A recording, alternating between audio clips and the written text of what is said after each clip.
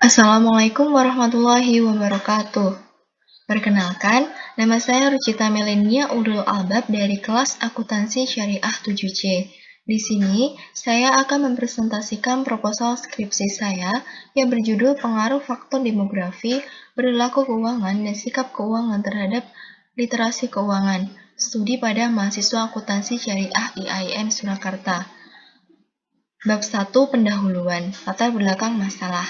Pertumbuhan ekonomi Indonesia pada triwulan 2 2020 terhadap triwulan 2 2019 mengalami penurunan sebesar 5,32%. Apabila dibandingkan dengan triwulan 1 2020, pertumbuhan ekonomi mengalami penurunan sebesar 4,19%. Penurunan pertumbuhan ekonomi menurut bi.go.id disebabkan adanya penurunan aktivitas ekonomi akibat dari pandemi COVID-19. Penurunan pertumbuhan terjadi karena komponen produk domestik bruto sisi pengeluaran yaitu konsumsi rumah tangga turun sebesar 5,51% dan investasi turun sebesar 8,61%. Survei Nasional Literasi Keuangan oleh OJK pada tahun 2016 menunjukkan indeks inklusi keuangan mencapai 29,7% dan indeks inklusi keuangan 67,8%. Survei ketiga di tahun 2019 menunjukkan bahwa indeks literasi keuangan mencapai 38,03% dan indeks inklusi keuangan 76,19%.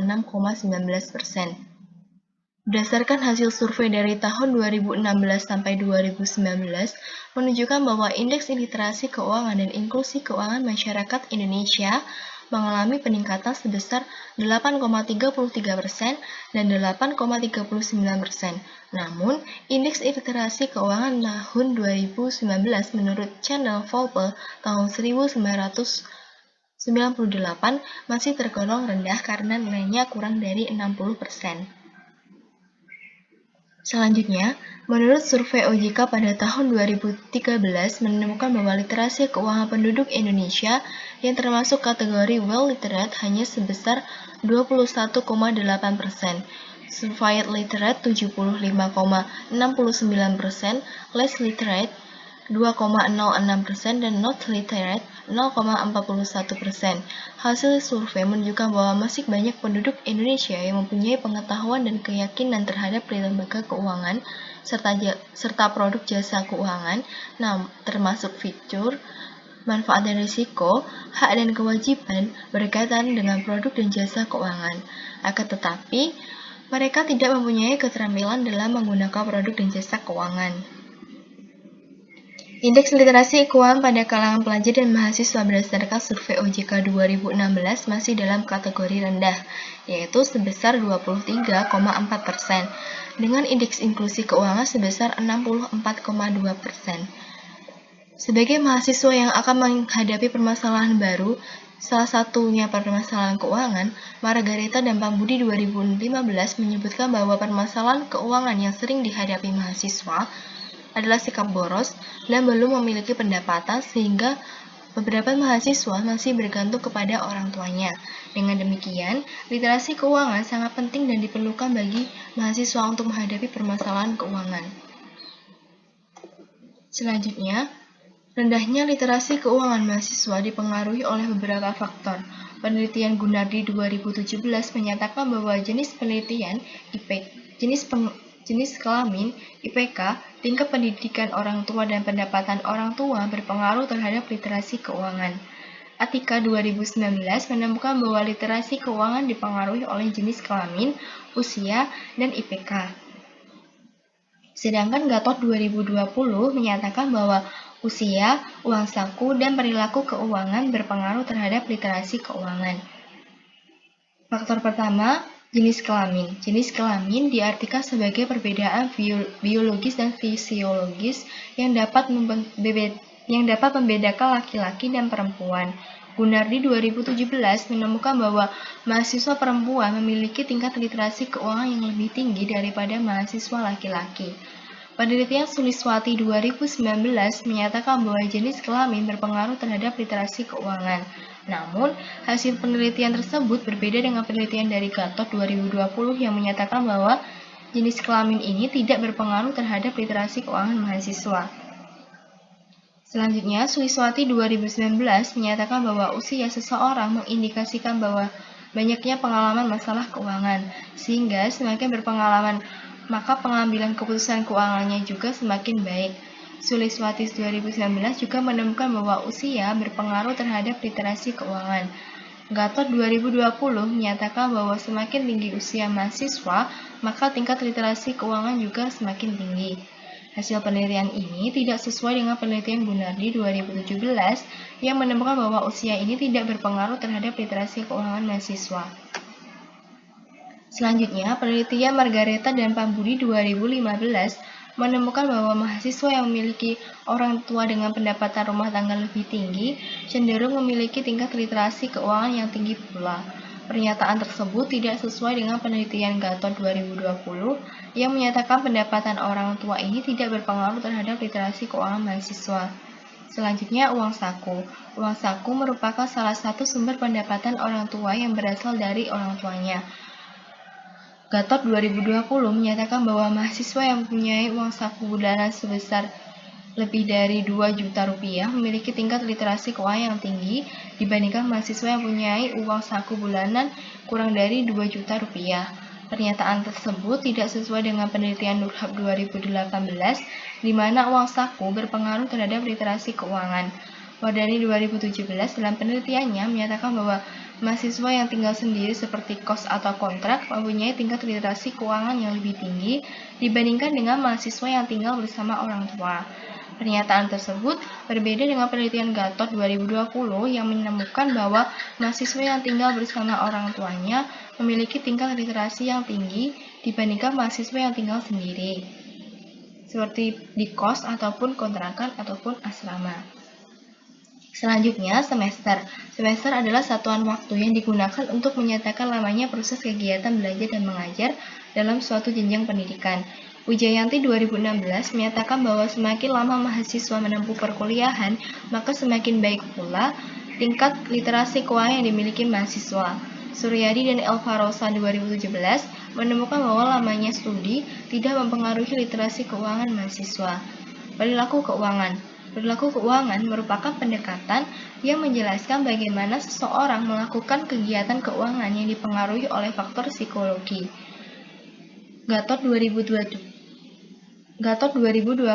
menyatakan bahwa perilaku keuangan dapat berpengaruh terhadap literasi keuangan mahasiswa. Semakin baik sikap atau mental keuangan seorang individu, maka perilaku keuangan akan semakin baik pula. Terakhir, sikap keuangan. Sikap keuangan merupakan tanggapan atau opini seorang individu terhadap uang. Gatot 2020 menemukan bahwa sikap keuangan berhubungan negatif terhadap literasi keuangan.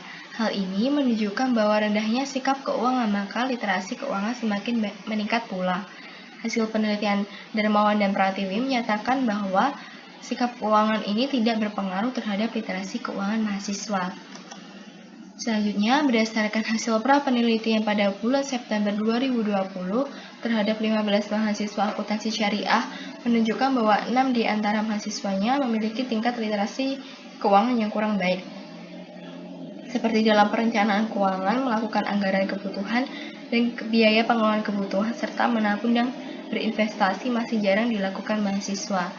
Peneliti memilih mahasiswa akuntansi syariah sebagai responden dikarenakan mahasiswa telah mendapatkan mata kuliah keuangan, yaitu manajemen keuangan, dasar-dasar ekonomi Islam, akuntansi keuangan, teori portofolio dan analisis investasi, serta kewirausahaan Islam.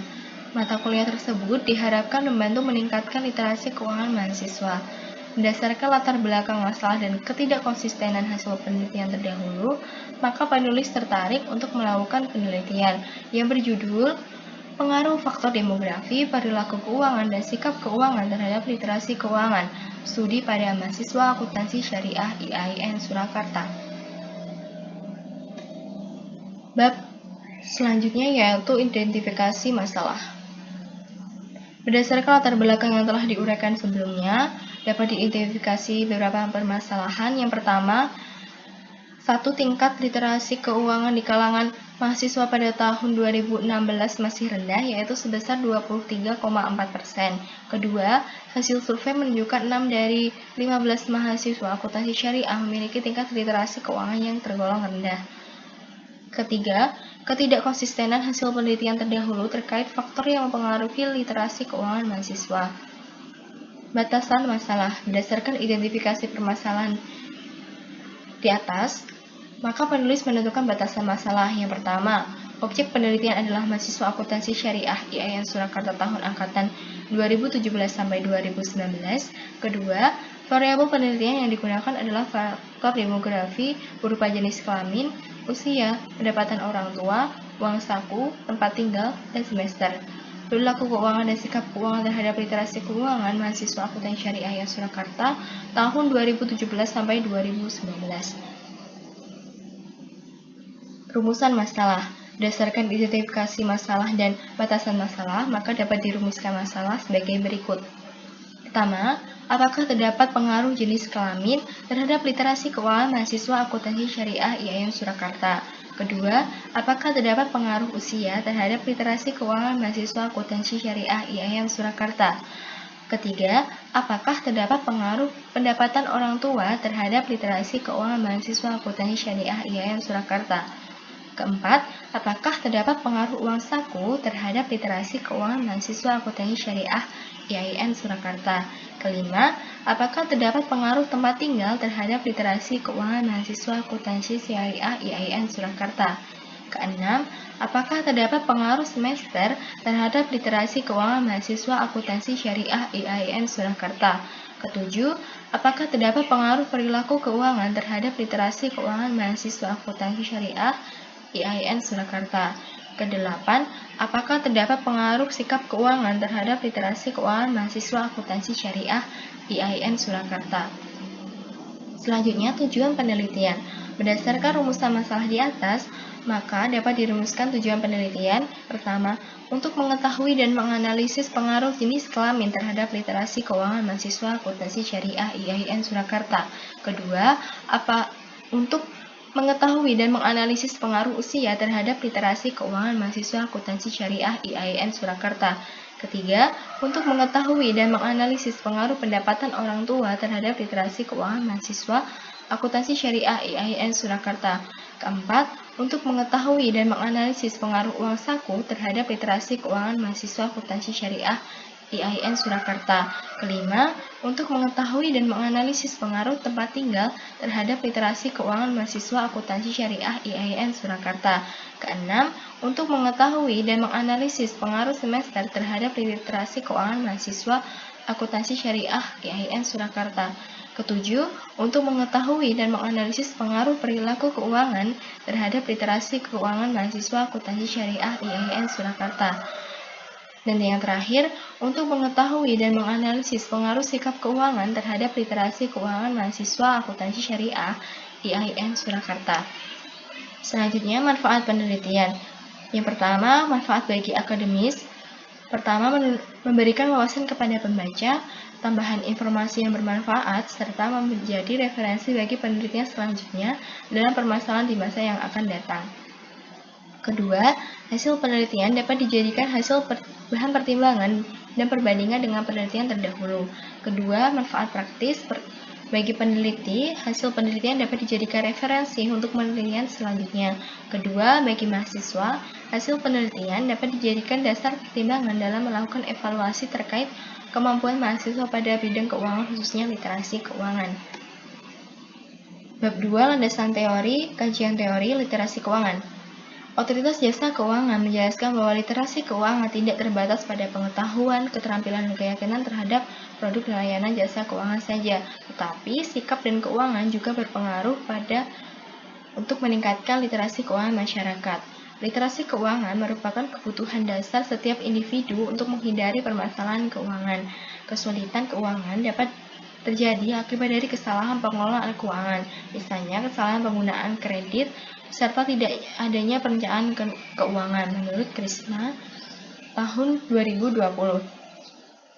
Ulfatun 2016 menjelaskan literasi keuangan adalah suatu proses yang mengukur kemampuan individu dalam memahami dan menerapkan konsep keuangan sehingga dapat mewujudkan pengelolaan keuangan yang lebih baik. Literasi keuangan menjadi suatu hal yang sangat diperlukan setiap individu dalam mengelola keuangan, karena apabila terdapat kesalahan dalam mengelola keuangannya, maka akan menimbulkan masalah keuangan atau kesulitan ekonomi termasuk pada kalangan mahasiswa. Selanjutnya, survei Otoritas Jasa Keuangan pada tahun 2013 menyatakan bahwa tingkat literasi keuangan masyarakat Indonesia terbagi menjadi 4, yaitu well literate, certified literate, less literate, and not literate. OJK menjelaskan bahwa literasi keuangan punya tujuan jangka panjang, yaitu meningkatkan literasi keuangan dari less literate atau not literate menjadi well literate, serta meningkatkan jumlah penggunaan produk dan jasa keuangan. Chan dan Volpes tahun 1998 membagi literasi keuangan menjadi 4 aspek, yaitu General Personal Finance Knowledge berkaitan dengan pemahaman terhadap pengetahuan dasar keuangan pribadi. Kedua, Saving and Borrowing berkaitan dengan pengetahuan tentang tabungan, pinjaman, dan penggunaan kartu kredit. Ketiga, Asuransi berkaitan dengan pengetahuan asuransi seperti karakteristik dan produk asuransi. Keempat, Investasi berkaitan dengan pengetahuan investasi meliputi tujuan dan manfaat suatu suku bunga. Chan dan Volpe tahun 1998 mengelompokkan literasi keuangan menjadi 3 tingkat, yaitu kurang dari 60%, berarti tingkat literasi keuangan tergolong rendah. 60% sampai 79%, berarti tingkat literasi keuangan tergolong sedang. Dan lebih dari 80%, berarti tingkat literasi keuangannya tergolong tinggi. Faktor yang mempengaruhi literasi keuangan. Faktor demografi. Faktor demografi adalah suatu ilmu yang mempelajari tentang karakteristik, sikap, dan perilaku seseorang yang dipengaruhi oleh beberapa faktor. Rita dan Kusumawati 2020 menyatakan bahwa faktor demografi terdiri dari gender, usia, tingkat pendidikan, status perkawinan, pekerjaan, jabatan, dan pendapatan. Sedangkan Gatot 2020 membagi faktor demografi menjadi jenis kelamin, usia, pendapatan orang tua, uang saku, dan tempat tinggal. Pada penelitian ini menggunakan faktor demografi yang pertama, jenis kelamin. Jenis kelamin atau gender didefinisikan sebagai konsep sosial yang membedakan peranan antara laki-laki dengan perempuan. Perbedaan ini terdapat pada kedudukan, fungsi, dan peran masing-masing dalam berbagai bidang kehidupan. Dan Mayanti 2013 mengartikan jenis kelamin sebagai perbedaan antara laki-laki dan perempuan yang ditinjau dari 3 aspek, yaitu kognitif pengetahuan, konatif tindakan, dan afektif emosi atau perasaan yang dapat membentuk ciri khas perilaku.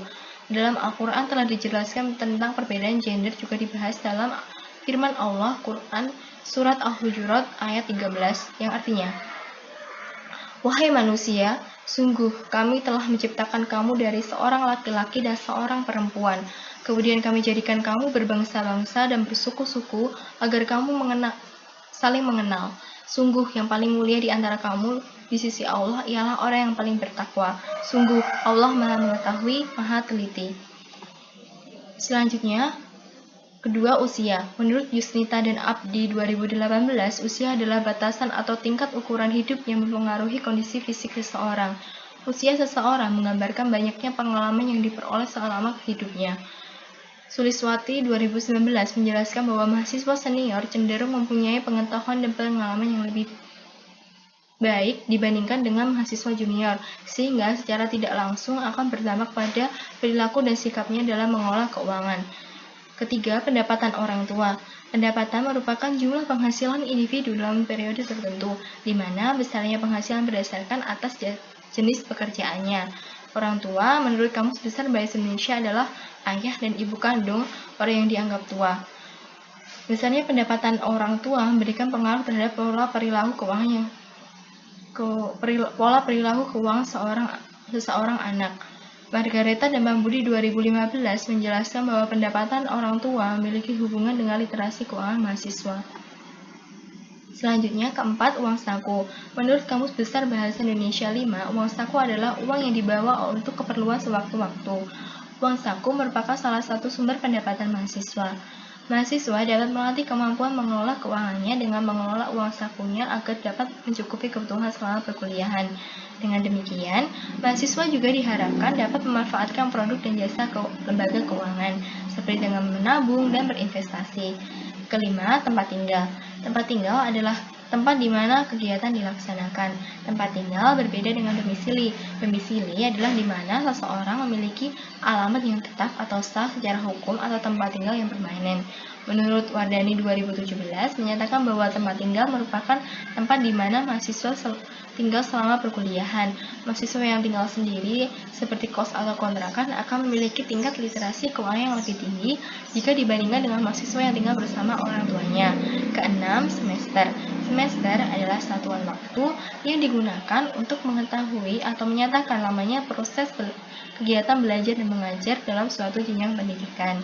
Dalam perguruan tinggi, semester dapat diartikan sebagai satuan waktu selama 14 kali pertemuan selama 6 bulan. Semakin tinggi semester, maka tingkat literasi keuangan mahasiswa akan semakin baik, menurut Wijayati 2016. Hal ini dikarenakan mahasiswa senior telah mendapatkan mata kuliah terkait keuangan lebih banyak dibandingkan mahasiswa junior. Selanjutnya, perilaku keuangan. Perilaku keuangan adalah ilmu yang mempelajari tentang bagaimana seseorang mengambil tindakan pada pengambilan keputusan berinvestasi sebagai respon dari informasi yang diperolehnya, menurut Rizkyana dan Kartini 2017. Menurut Yusnita dan Afdi 2018 yang menyatakan bahwa perilaku keuangan berhubungan dengan tanggung jawab keuangan seseorang terkait dengan cara pengelolaan keuangan. Terdapat 9 perilaku keuangan diantaranya 4 termasuk planning behavior dan 5 termasuk implementing behavior menurut Rizkyana dan Kartini 2017. Yang pertama, penetapan tujuan keuangan, kedua perkiraan biaya secara akurat, ketiga perkiraan pendapatan yang tepat, keempat perencanaan dan penganggaran belanja seseorang, kelima pertimbangan alternatif dalam membuat keputusan keuangan, keenam penyesuaian untuk memenuhi kegiatan keuangan darurat, ketujuh pemenuhan tenggat waktu atau tagihan tepat waktu, kedelapan berhasil memenuhi tujuan keuangan, 9 berhasil melaksanakan rencana pengeluaran. Selanjutnya, sikap keuangan. Sikap keuangan didefinisikan sebagai keadaan pikiran, pendapat, serta penilaian terhadap keuangan pribadinya yang diaplikasikan melalui sikap. Sikap keuangan menurut Humayra dan Sagoro juga dapat diartikan sebagai penerapan prinsip-prinsip keuangan untuk mengambil keputusan dan pengelolaan sumber daya yang tepat. Mahasiswa. Menurut Peraturan Pemerintah Republik Indonesia Nomor 20 Tahun 1990 menjelaskan bahwa mahasiswa adalah peserta didik yang terdaftar dan belajar pada perguruan tinggi tertentu. Mahasiswa merupakan suatu kelompok pada masyarakat yang memperoleh statusnya karena ikatan dengan perguruan tinggi.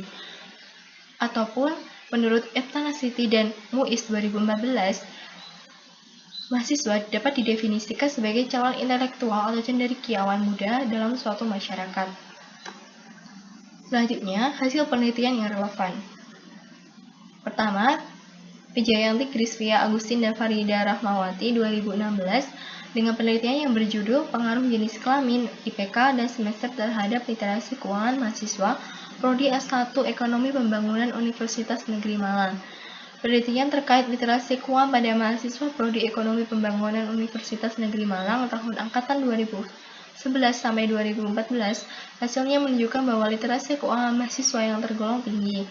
Dari sampel penelitian sebesar 118 mahasiswa, di mana 60% mahasiswa mempunyai literasi keuangan tinggi, 33% mempunyai literasi keuangan sedang, dan 7% mempunyai literasi keuangan rendah. Hasil penelitian menunjukkan tingkat literasi keuangan mahasiswa dapat dipengaruhi oleh jenis kelamin, IPK, dan semester. Mahasiswa yang perempuan memiliki literasi keuangan yang lebih tinggi dibandingkan dengan mahasiswa laki-laki. Hal ini dikarenakan mahasiswa perempuan lebih tekun dalam memahami hal-hal yang berkaitan dengan pemahaman keuangan. Sedangkan untuk variabel IPK, semakin tinggi IPK mahasiswa, maka tingkat literasi keuangan juga akan semakin meningkat, gitu pula sebaliknya. Sedangkan untuk variabel semester, semakin tinggi semester atau semakin lama mahasiswa menempuh perkuliahan, maka semakin baik juga literasi keuangannya. Kedua, penelitian Atika Suliswati 2019 dengan penelitiannya yang berjudul Pengaruh Gender, Usia, IPK terhadap Literasi Keuangan mahasiswa jurusan Akuntansi Politeknik Negeri Malang. Berdasarkan penelitian yang dilakukan pada mahasiswa jurusan Akuntansi Politeknik Negeri Malang dengan sampelnya sebesar 142 mahasiswa, hasil penelitiannya menunjukkan bahwa pemahaman mahasiswa laki-laki dan perempuan tentang gender akan berpengaruh terhadap pemahaman konsep-konsep keuangan. Selain itu, semakin tinggi usia dan IPK, maka tingkat literasi keuangan juga akan semakin meningkat. Ketiga, penelitian Ahmad Darmawan dan Firda Ardiawati Pratiwi 2020 dengan penelitiannya yang berjudul Pengaruh Pendidikan Keuangan Keluarga, Pembelajaran Keuangan di Perguruan Tinggi, Sikap Keuangan dan Teman Sebaya terhadap Literasi Keuangan Mahasiswa. Penelitian dilakukan pada mahasiswa Prodi Manajemen dan Akuntansi FEB di UMP, Unsud, dan Unpiku tahun angkatan 2016. Jumlah sampelnya sebesar 93 mahasiswa. Penelitian ini menjelaskan bahwa pendidikan keuangan di keluarga dan pembelajaran keuangan di perguruan tinggi dapat mempengaruhi tingkat literasi keuangan mahasiswa. Dijelaskan bahwa semakin baik pendidikan dan pembelajaran, maka literasi keuangan akan semakin tinggi. Selain itu, mahasiswa yang mempunyai sikap keuangan yang buruk, maka literasi keuangannya yang dimiliki juga akan rendah. Sedangkan pengaruh teman sebaya mempunyai pengaruh yang negatif, di mana semakin baik pengaruh teman sebaya, maka semakin tinggi tingkat literasi keuangan. Selanjutnya, penelitian dari Gatot Nazir, Swatia Damuti, Siti Tohiro, dan Hania Haminah tahun 2020 dengan penelitian yang berjudul Demographic Characteristic, Personality Characteristic, and the Level of Student Financial Literacy. Penelitian mahasiswa pada jurusan Bisnis atau Manajemen Universitas Negeri Jakarta dengan sampelnya sebesar 194 mahasiswa yang hasil penelitiannya menunjukkan bahwa literasi keuangan mahasiswa masih tergolong sedang. Hasil penelitian menyatakan bahwa usia, uang saku, dan perilaku keuangan mempunyai pengaruh terhadap literasi keuangan mahasiswa dalam arah positif. Sedangkan untuk tempat tinggal dan sikap keuangan mempunyai pengaruh namun dalam arah yang negatif. Untuk variabel jenis kelamin dan pendapatan orang tua tidak mempunyai hubungan terhadap literasi keuangan mahasiswa. Selanjutnya, kerangka berpikir. Berikut ini saya tampilkan kerangka berpikir dalam penelitian saya, di mana Y adalah literasi keuangan, X1 jenis kelamin, X2 usia, X3 pendapatan orang tua, X4 uang saku, X5 tempat tinggal, X6 semester, X7 perilaku keuangan, X8 atau yang terakhir sikap keuangan. Selanjutnya, hipotesis. Pertama, pengaruh jenis kelamin terhadap literasi keuangan. Setiap individu laki-laki ataupun perempuan memiliki karakteristik yang berbeda dalam menghadapi suatu permasalahan. Begitu pula dengan menghadapi permasalahan terkait keuangan pada saat kuliah. Seharusnya berbeda dengan karakteristik mereka dalam menghadapi suatu permasalahan atau merespons suatu kejadian juga terdapat perbedaan. Menurut Wardani 2017, menurut Rita dan Kusmawati, laki-laki dan perempuan memang berbeda secara fisik, tetapi mereka bisa saja sama atau juga berbeda dalam hal kebiasaan, perilaku, dan aktivitas sehari-hari. Wijayati 2016 menjelaskan bahwa mahasiswa perempuan lebih tekun dalam mempelajari terkait konsep keuangan, serta rajin dalam perencanaan keuangan. Suliswati 2019 menyatakan bahwa terdapat perbedaan pemahaman terkait konsep keuangan antara laki-laki dan perempuan sehingga dapat dirumuskan hipotesis jenis kelamin berpengaruh positif terhadap literasi keuangan mahasiswa akuntansi syariah IAIN Surakarta. Kedua, pengaruh usia terhadap literasi keuangan. Usia adalah batasan atau tingkatan ukuran hidup yang mempengaruhi kondisi fisik seseorang menurut Yusnita dan Abdi 2018. Menurut Rizkyana dan Kartini 2017, semakin bertambah usia, semakin banyak pengalaman yang dimiliki termasuk kecerdasan finansial seseorang juga semakin meningkat. Menurut Margareta dan Pampudi 2015, menyatakan bahwa usia dapat mempengaruhi literasi keuangan. Suliswati 2019 menemukan bahwa semakin tinggi seseorang, maka literasi keuangan semakin meningkat pula. Maka dapat dirumuskan hipotesis usia berpengaruh positif terhadap literasi keuangan mahasiswa akuntansi syariah IAIN Surakarta. Ketiga, pendapatan orang tua terhadap literasi keuangan. Pendapatan adalah suatu bentuk imbalan yang diterima seorang individu dalam kurun waktu tertentu karena telah melakukan pekerjaan. Mahasiswa yang punya orang tua berpenghasilan tinggi, menurut Margareta dan Pampudi, maka tingkat literasi keuangannya juga akan semakin tinggi. Maka dapat dirumuskan hipotesis pendapatan orang tua berpengaruh positif terhadap literasi keuangan mahasiswa akuntansi syariah IAIN Surakarta. Selanjutnya, pengaruh uang saku terhadap literasi keuangan. Uang saku merupakan sumber penghasilan mahasiswa. Mahasiswa dapat melatih kemampuan keuangannya dengan melakukan pengelolaan keuangannya. Gatot dan Gatot 2020 menyatakan bahwa semakin banyak uang saku mahasiswa, maka literasi keuangan mahasiswa tersebut akan semakin tinggi pula. Sehingga dapat dirumuskan hipotesis, uang saku berpengaruh positif terhadap literasi keuangan mahasiswa akuntansi syariah IAIN Surakarta. Kelima, pengaruh tempat tinggal terhadap literasi keuangan. Saat memasuki jenjang perkuliahan, beberapa mahasiswa sudah bertempat tinggal sendiri seperti di kontrakan ataupun asrama. Mahasiswa yang tinggal sendiri seperti kos atau kontrak akan memiliki tingkat literasi keuangan yang lebih tinggi jika dibandingkan dengan mahasiswa yang tinggal bersama orang tuanya, menurut Wardani 2017. Sehingga dapat dirumuskan hipotesis, tempat tinggal berpengaruh positif terhadap literasi keuangan mahasiswa akuntansi syariah IAIN Surakarta. Selanjutnya, pengaruh semester terhadap literasi keuangan. Wijayanti 2016 dalam penelitiannya menjelaskan bahwa semakin lama mahasiswa menempuh perkuliahan, maka literasi keuangannya akan semakin baik pula. Tahun angkatan mahasiswa mengaruhi literasi keuangan mahasiswa. Hal ini menunjukkan bahwa mahasiswa senior mempunyai literasi keuangan lebih tinggi dibandingkan mahasiswa junior, sehingga dapat dirumuskan hipotesis semester berpengaruh positif terhadap literasi keuangan mahasiswa akuntansi syariah IAIN Surakarta.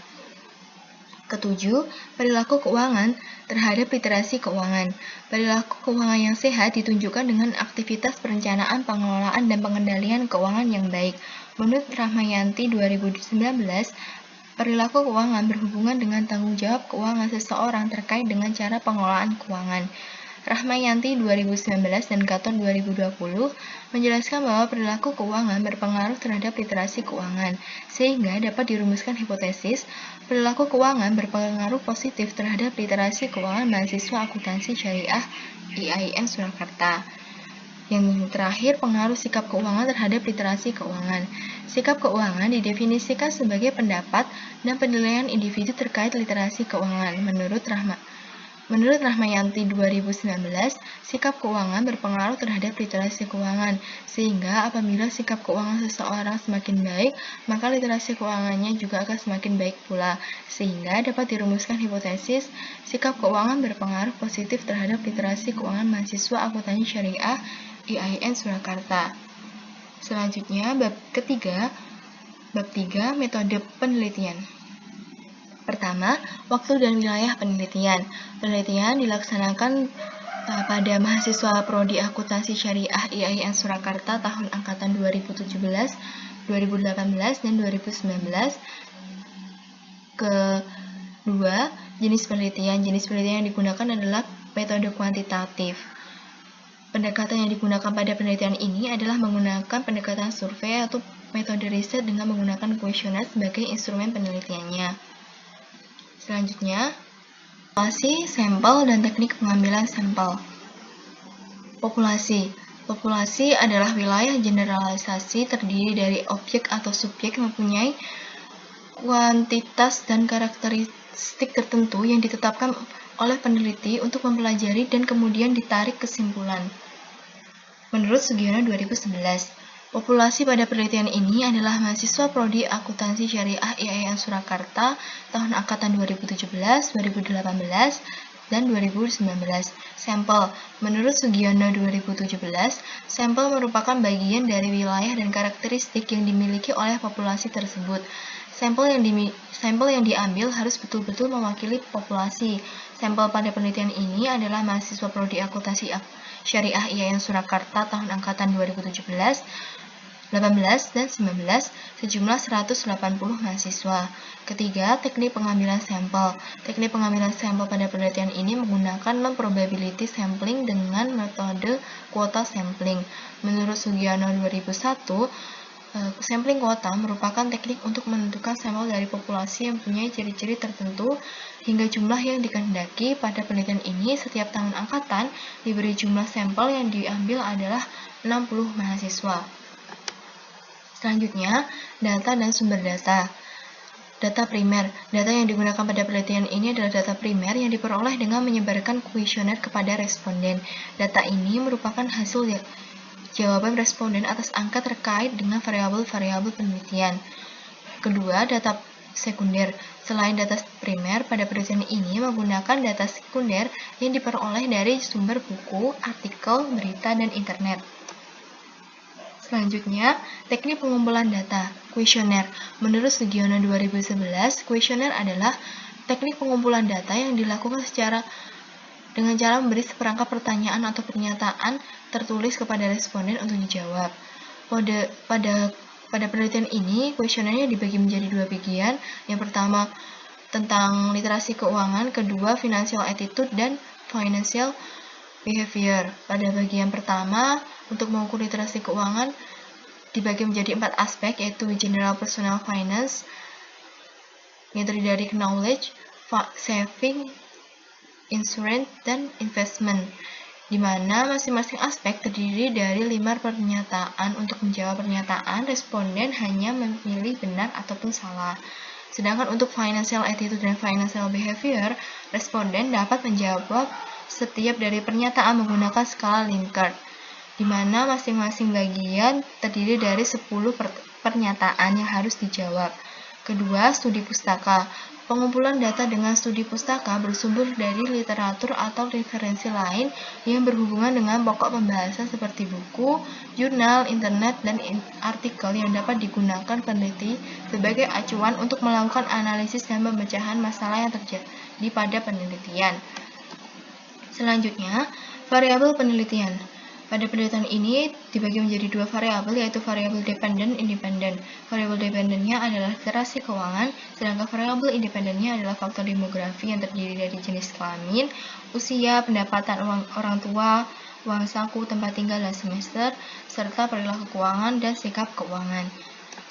Selanjutnya, definisi operasional variabel. Literasi keuangan. Literasi keuangan adalah kemampuan membaca, menganalisis, mengelola, dan berkomunikasi mengenai kondisi keuangan pribadi dan dapat mempengaruhi kesejahteraan materi, menurut Wijayanti 2016. Indikator pengukuran literasi keuangan menurut Gatot 2020 dibagi menjadi 4, yaitu pengetahuan keuangan dasar, tabungan, asuransi, dan investasi.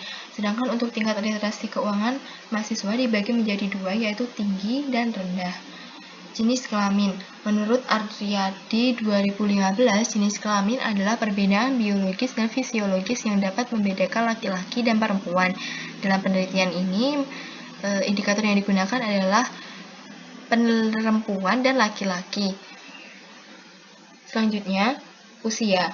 Usia adalah lama waktu seorang hidup terhitung sejak dilahirkan sampai sekarang, di mana penentuannya dilakukan dengan menggunakan hitungan tahun Chaniago menurut Fauzia 2015. Indikator usianya yaitu menggunakan 2 interval, kurang dari 20 tahun dan lebih dari 20 tahun. Selanjutnya, pendapatan orang tua. Pendapatan adalah tingkat penghasilan yang diperoleh orang tua responden selama sebulan, baik dari penerimaan gaji, usia, ataupun penerimaan dari hasil usaha, menurut Nababan dan Sadelia 2013. Indikator yang digunakan yaitu kurang dari 5 juta rupiah dan lebih dari 5 juta rupiah. Selanjutnya, uang saku. Uang saku adalah salah satu sumber penghasilan bagi para pelajar. Mahasiswa dapat melatih keuangannya dengan mengatur uang jajannya agar dapat memenuhi kebutuhannya selama perkuliahan. Dengan indikator yang digunakan, kurang dari 2 juta rupiah dan lebih dari 2 juta rupiah. Tempat tinggal. Pada pasal 77 pasal 1393 2 KUHP tentang hukum perdata, tempat tinggal itu adalah tempat di mana seseorang melakukan perbuatan hukum yang harus dilakukan. Tempat tinggal seorang mahasiswa mempengaruhi tingkat literasi keuangan. Dengan demikian, indikator yang digunakan adalah pertama, rumah orang tua atau wali, kedua, kos kontrakan atau asrama. Selanjutnya, semester. Semester merupakan variabel yang dapat mempengaruhi literasi keuangan seorang mahasiswa. Indikator yang digunakan yaitu kurang dari semester 5 dan lebih dari semester 5. Hal ini dikarenakan mahasiswa yang dijadikan sampel dari angkatan 2017 sampai 2019. Selanjutnya, perilaku keuangan. Perilaku keuangan seorang mahasiswa mempengaruhi literasi keuangan. Indikator pernyataan yaitu 1. Menetapkan tujuan. 2. Memperkirakan biaya secara akurat. 3. Memperkirakan pendapatan secara tepat. 4. Perencanaan dan penganggaran belanja sekarang. 5. Mempertimbangkan beberapa alternatif saat membuat keputusan. 6. Menyesuaikan untuk memenuhi keuangan darurat. 7. Memenuhi tagihan tepat waktu. 8. Berhasil memenuhi tujuan keuangan. Dan yang ke-9, berhasil melaksanakan rencana pengeluaran. Selanjutnya, sikap keuangan. Sikap keuangan mempunyai pengaruh terhadap literasi keuangan. Indikator yang digunakan yaitu meliputi orientasi terhadap keuangan pribadi, filsafat utang, keamanan keuangan, dan memiliki keuangan pribadi. Selanjutnya, teknik analisis data. Teknik analisis data yang digunakan pada penelitian ini adalah analisis deskriptif dan analisis regresi logistik biner. Analisis regresi logistik biner digunakan untuk menjelaskan hubungan antara variabel terikat yang berupa data dikotomik dengan variabel bebasnya. Variabel yang digunakan dikotomi atau biner adalah variabel yang mempunyai dua kategori saja. Data yang telah dikumpulkan kemudian dilakukan analisis menggunakan alat analisis SPSS versi 21. Statistik deskriptif. Analisis statistik deskriptif adalah suatu pengolahan data yang bertujuan untuk menggambarkan data. Beberapa yang termasuk analisis statistik deskriptif adalah membuat tabel dan grafik. Pada penelitian ini, analisis statistik deskriptif digunakan untuk menggambarkan jenis kelamin, usia, pendapatan orang tua, uang saku, tempat tinggal, perilaku keuangan, dan sikap keuangan terhadap literasi keuangan mahasiswa akuntansi syariah di IAIN Surakarta tahun angkatan 2017, 18, dan 19. Analisis deskriptif dapat menggambarkan tingkat literasi keuangan mahasiswa yang berada pada kategori rendah ataupun tinggi. Selanjutnya, uji validitas. Validitas adalah suatu ukuran yang menunjukkan tingkat kevalidan suatu instrumen. Suatu instrumen yang valid maka akan mempunyai validitas tinggi. Menurut Sugiono 2017, validitas merupakan derajat ketepatan antara data yang terjadi pada objek penelitian dengan data yang dilaporkan oleh peneliti. Data yang valid adalah data yang tidak berbeda antara data yang dilakukan oleh peneliti dengan data yang sesungguhnya terjadi pada objek penelitian. Validitas berdasarkan taraf signifikansi 5% karena pada umumnya untuk penelitian ilmu-ilmu sosial dan pendidikan penggunaan taraf 5% sudah cukup tinggi sehingga dapat memenuhi persyaratan untuk menarik kesimpulan sebagai generalisasi. Uji reliabilitas. Menurut Ghazali 2011, reliabilitas adalah alat untuk mengukur suatu kuesioner yang merupakan indikator dari variabel atau konstruk. Reliabilitas menunjukkan pada suatu pengertian bahwa sesuatu instrumen cukup dapat dipercaya untuk digunakan sebagai alat pengumpulan data karena instrumen tersebut sudah baik. Penelitian ini menggunakan SPSS 21 untuk menguji reliabilitas dan menggunakan uji statistik Cronbach alpha. Kriteria pengujian reliabilitas menurut Ghazali 2011 yaitu pertama, nilai Cronbach alpha lebih dari 0,7% maka variabel dinyatakan reliable. Kedua, Cronbach alpha kurang dari 0,7 maka variabel tidak reliable. Selanjutnya, analisis data regresi logistik biner. Teknik analisis penelitian regresi logistik biner tidak menggunakan uji normalitas karena datanya sesuai pernyataan dari Ghazali, regresi logistik tidak memerlukan asumsi normalitas pada variabel bebasnya. Berikut ini tahapan untuk melakukan analisis regresi logistik biner. Pertama, kelayakan model regresi. Penilaian terhadap kelayakan model regresi menggunakan analisis output dari Holzman and Lemaitre. Holzman and Lemaitre Goodness of Fit Test menggunakan 0 bahwa data empiris cocok untuk sesuai dengan model atau tidak ada perbedaan antara model dengan data sehingga model dapat dikatakan fit. Berikut hipotesis yang diajukan oleh analisis Holzman and Lemaitre. Pertama, H0 model yang dihipotesiskan fit dengan data. HA model yang dihipotesiskan tidak fit dengan data. Dasar pengambilan keputusannya yaitu jika probabilitas kurang 0,05 maka H0 ditolak dan HA diterima. Jika probabilitas lebih 0,05 maka H0 diterima dan HA ditolak. Selanjutnya, menilai keseluruhan model atau overall model fit. Statistik yang digunakan berdasarkan pada fungsi likelihood dari model adalah probabilitas bahwa model yang dihipotesiskan menggambarkan data input.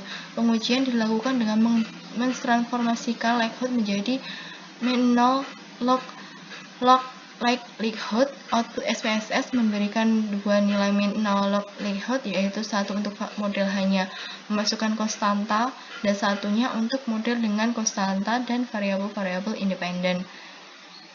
Nilai Nagelkerke R kuadrat merupakan modifikasi dari koefisien Cook and Snell untuk memastikan bahwa nilai bervariasi dari 0 sampai 1. Hal ini dilakukan dengan cara membagi nilai Cook and Snell R kuadrat dengan nilai maksimumnya.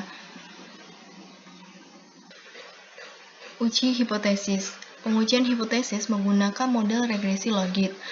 Analisis ini digunakan untuk menentukan pengaruh dari masing-masing variabel independen terhadap variabel dependen, yaitu tingkat literasi keuangan mahasiswa Prodi Akuntansi Syariah YAIN Surakarta tahun 2017 sampai 2019. Analisis menggunakan regresi logistik tidak memerlukan asumsi normalitas pada variabelnya karena variabel bebas merupakan campuran antara variabel kontinu dan variabel kategorial. Berikut ini model regresi menurut Ghazali 2011. Dengan di bawahnya terdapat keterangan sebagai berikut. Selanjutnya, estimasi parameter dan interpretasinya. Estimasi parameter dilihat melalui koefisien regresi. Koefisien regresi dari setiap variabel yang diuji menggunakan bentuk hubungan antara variabel independen dan variabel dependen. Pengujian hipotesis dilakukan dengan cara membandingkan antara nilai probabilitas dengan tingkat signifikansi. Untuk menentukan penerimaan atau penolakan H0 didasarkan pada tingkat signifikansi 5%. H0 tidak dapat ditolak apabila nilai asymptotic significance lebih tingkat signifikan. Hal ini berarti hipotesis alternatif ditolak atau hipotesis yang menyatakan variabel bebas berpengaruh terhadap variabel terikat ditolak. H0 ditolak apabila nilai asymptotic significance kurang dari tingkat signifikansi. Hal ini berarti HA diterima atau hipotesis yang menyatakan variabel bebas berpengaruh terhadap variabel terikat diterima. Demikian yang dapat saya sampaikan. Banyak salah katanya saya sangat mohon maaf. Wassalamualaikum warahmatullahi wabarakatuh.